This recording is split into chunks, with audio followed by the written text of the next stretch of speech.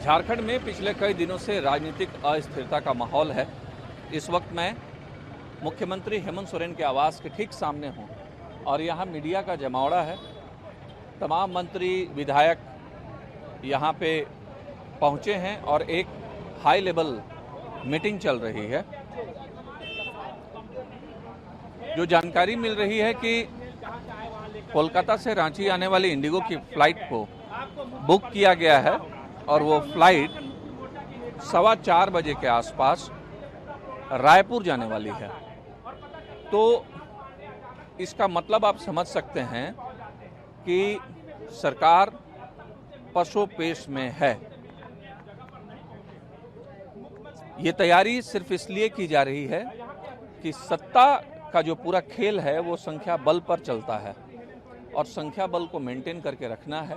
मुख्यमंत्री इस बात को बखूबी समझ रहे हैं। हालांकि कल सोमवार को 25 अगस्त के बाद पहली बार वो प्रोजेक्ट भवन पहुंचे थे और उन्होंने जो राजनीतिक अस्थिरता का माहौल पैदा हुआ है उस पर बहुत सारी बातें कही थी।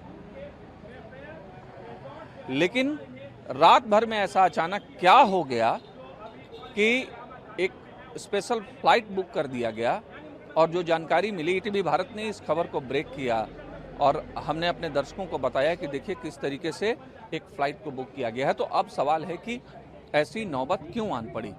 जाहिर सी बात है कि कहीं न कहीं सरकार इस बात को समझ रही है कि कहीं कोई खेल ना हो जाए।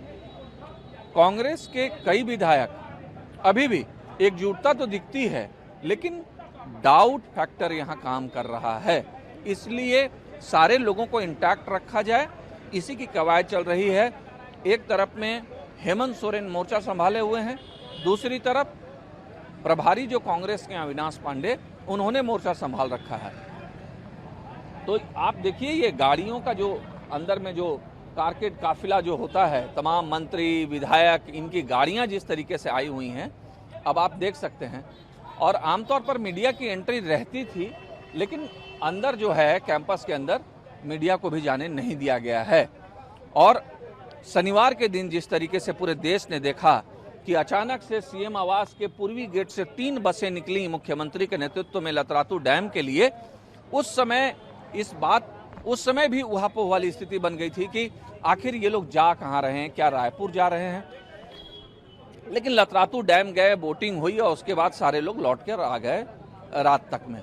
लेकिन अब जो जानकारी है कि ये तैयारी हो चुकी है, मीटिंग जैसे ही ओवर होगा उसके बाद इस पर एक तरीके से मुहर लग जाएगा और विधायकों को ले जाने की जो है वो तैयारी, वो उस पर मुहर लगेगी और उसके बाद देखते हैं कि वाकई ये फैसला मुख्यमंत्री लेते हैं कि हम अपने सारे विधायकों को रायपुर लेके जाएं। थोड़ी देर में ये चीजें स्पष्ट हो जाएंगी। लेकिन एक बात क्लियर है कि झारखंड में राजनीतिक अस्थिरता है।